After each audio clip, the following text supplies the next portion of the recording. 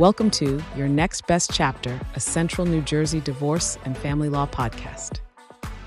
Welcome back to Your Next Best Chapter, a Central New Jersey divorce and family law podcast with Miss Laura M. Diorsi. Laura is a highly respected divorce and family law attorney based in Red Bank, New Jersey, with more than 30 years of experience helping individuals and families navigate divorce, custody, alimony, and other complex family law matters. I'm Evan Mack. In today's episode, we're talking about common mistakes people make at the start of a divorce and why understanding the New Jersey process early can help avoid unnecessary stress, delays, and complications later on. Miss Laura, welcome back. Hi, how are you? Good I'm morning. well. So at the very beginning of a divorce, what are some of the most common missteps people make before they fully understand how the New Jersey process actually works? Sure. One of the biggest mistakes I see people make is not seeking legal advice. People kind of think, they look at things on Google and Mm-hmm. online and they're getting all their advice from family and friends, and they don't actually go and get a consultation with a divorce attorney. And I really recommend that people do that they seek out a divorce attorney. Usually you could, for a small amount of money, can pay for a consultation or get a free consultation.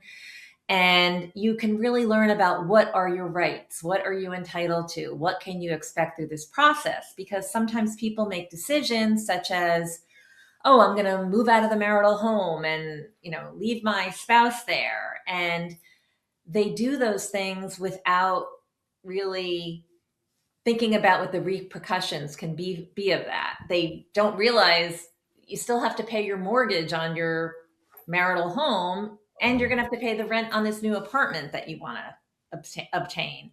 And then they also move out without really having any kind of firm parenting schedule with respect to their kids. So, they move out, they get this apartment, but they haven't, they don't have any sort of set schedule with respect to their kids. And then they're living in chaos. So that is a really big mistake that I see.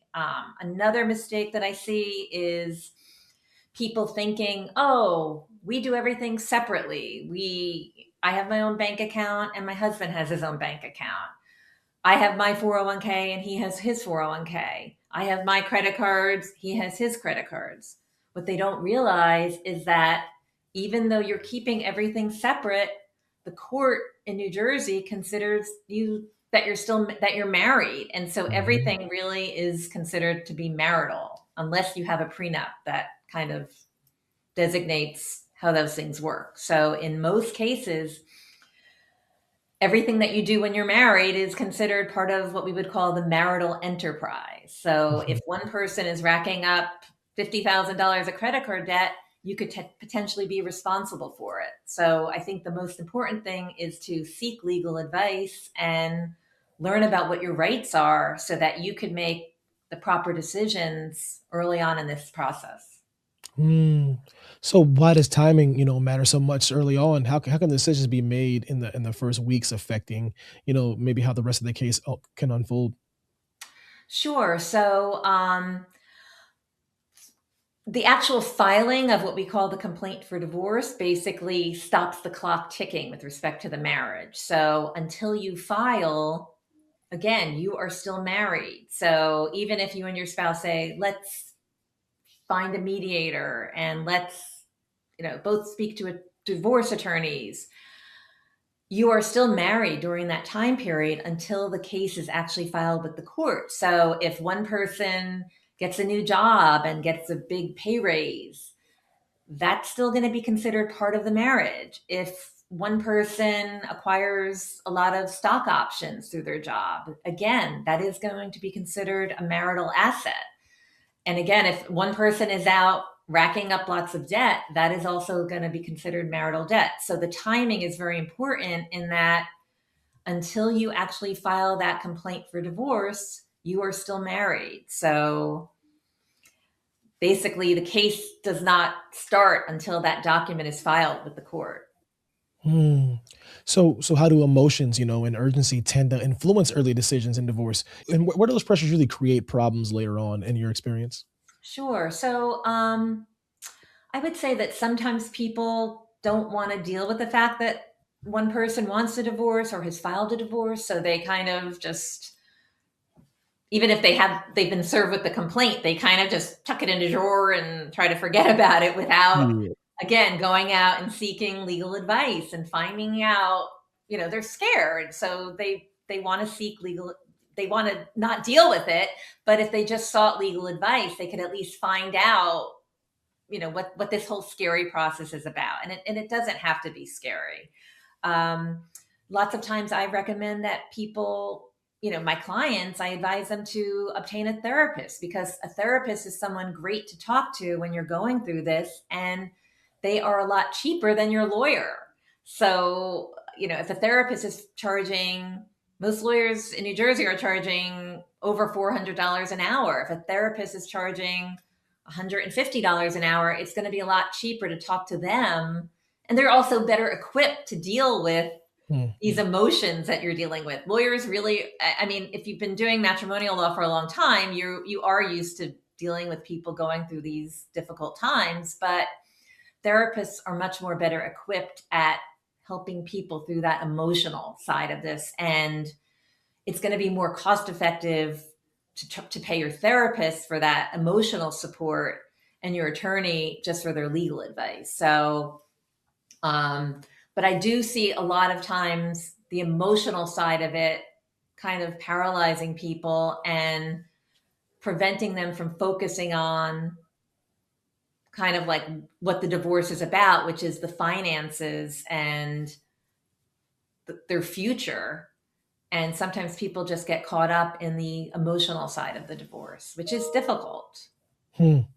So what kinds of financial or, information sharing issues that tend to cause trouble when they're handled too casually, maybe at the start of this process? Sure, sure. So I find a lot of times people come to me and they still aren't even aware of what their finances are. They don't know how much their mortgage is each month. They don't know what the bills are.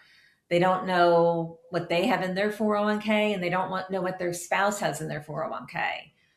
Lots of times they're not even sure how much money their spouse might make. So it's always really important to try to, if you think you might be going through this process, gather all that information. Just, go through your drawers at home and get copies of bank statements, and, look at your 401k statement, look at your spouse's 401k statement, take a look at your tax returns, copy all of that information, and really try to study it and figure out, oh, we make $50,000 a year, or we make $100,000 a year. Be aware of your life, basically. Be aware of how much your heat bill is, how much your Verizon bill is, what all your different expenses are, because you're going to need that when you go through this process. We have to figure out what your budget is, what your assets are, what your liabilities are, what you make and what your husband or wife makes. So all of that is really important information. And the more that you can provide the attorney with, again, you're going to save yourself money, because the attorney's not going to have to keep following up with you saying, how much is this? How much is that? If you provide them with all of that, it's going to just make this process easier for you.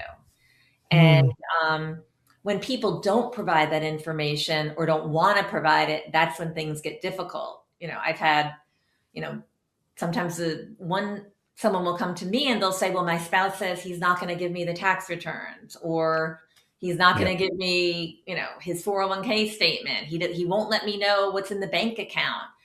And that is just going to end up making this more difficult, because we're going to have to obtain that from the other attorney, or we may even have to subpoena it from the bank, or we may have to subpoena credit card statements, and it all ends up costing more money to do all of those things. And it just can impede the process. So if if both people give each other the information that they need, it just is going to make this process easier. There's no need to make this more difficult. It's already difficult. It's Yeah. emotionally draining, and it's a tough thing to go through in life. But if people want to cooperate with each other, then that's going to help them both in the long run. Hmm. But how can misunderstandings, about custody or maybe parenting time early in the process create unnecessary conflict down the line? Well, the courts in New Jersey really believe that both parents should have time with the kids, Mhm. and they're going to promote that.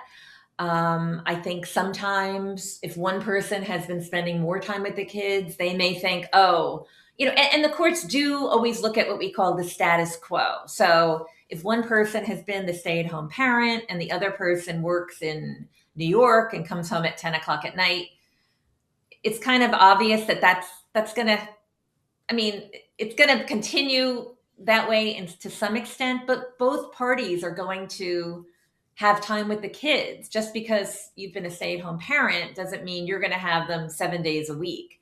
Right. And you're also going to want that. You're going to want time not with the kids because you're going to, you're going to get to enjoy some time not with the kids, and the other parent will have some responsibility for the kids during the other times. Also, with respect to holidays and vacations and things like that, things are changing. So when you're getting divorced or when you are divorced, you are now going to have to share Thanksgiving, share Christmas, share time in the summer. And Mhm. both parties are going to have time with the children. So, just because you've always been the one to kind of coordinate everything and the kids are used to spending Christmas Eve and Christmas Day with your family, you are going to have to kind of concede on that a little bit. You aren't going to get 365 days a year and every holiday. The other party is also going to get time with the kids. And so sometimes early on, people might also use the kids. They might try to create a hostile situation saying, you know, you're not going to have time with the kids. But in the end, that is really going to create like a tense situation in your Right. divorce. And then also, it can harm your kids because when kids see a hostile situation, Mhm. especially be if they're in the home and or if they're not in the home together, that can have an impact on the kids, and that's never healthy. Hmm. So in New Jersey, how do these early communication choices, between spouses or through attorneys shape the tone, the cost, and maybe even the pace of the case? Sure. So I definitely think who you hire as an attorney can have a big impact on how the case goes. Some people say, I really want to hire a shark. And so they want to hire someone that's going to create a very adversarial process. And that, may make you feel really, strong in the beginning of a case, but you have to always look at what you're seeking. And if what you're Mm. seeking is that you have a decent relationship with your spouse, we're not, most people are not going to be best friends after going through this, but Right. especially if you have kids together, you're going to have to deal with each other for a really long time. And if you make your divorce a very hostile, adversarial process, that's something that is going to probably continue while you're raising your kids with this other person. And hey, if you want to live in a hostile situation for the next 20 years, that's definitely something that you can do. But most Right. people want to have a peaceful life. So I definitely think your attorney choice can impact the tone and direction of your divorce. And so that's definitely something to think about when you're interviewing attorneys and you're thinking of hiring someone.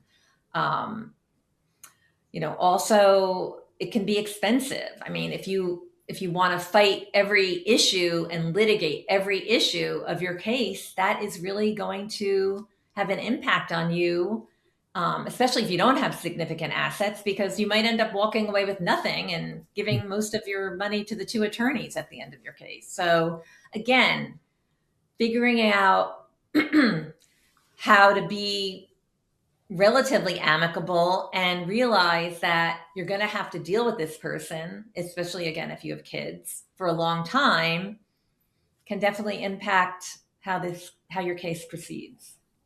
Wow. So, and as the case moves forwards, what tends to help people stay grounded and make clearer decisions after all those initial steps and other things that you discussed? I think one of the biggest things is realizing that you can only control your side of the case. So if you do everything within your power to cooperate with your attorney and cooperate with, providing information to the other side, and doing everything that you can control. That's really all that you can do, because I always tell my clients, we can't control what the other side does. We can only Mhm. control what we do. So if you handle the case respectably and do what you think is the right thing, I think in the long run, that helps you with your future and with, knowing, listen, I did everything I could do.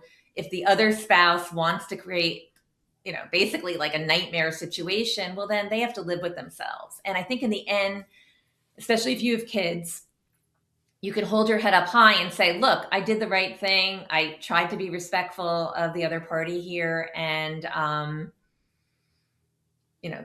that helps you with your own sanity and keeping you grounded and making sure that this process works for you. Awesome. Miss Laura, thank you so much. Thank you. All right. That's it for today's episode of Your Next Best Chapter, a Central New Jersey divorce and family law podcast. If you'd like to learn more about Ms. Laura Diorsi and her family law practice, you can visit lauradiorcilaw.com, where you'll learn and find more information about divorce, custody, alimony, and other family law matters in New Jersey. Thanks for listening, and be sure to like, leave a review, and subscribe to the show so you don't miss the next episode. Thank you so much, and we'll see you next time. Thanks for watching. Be sure to hit that like and subscribe button and leave us a review in the comments.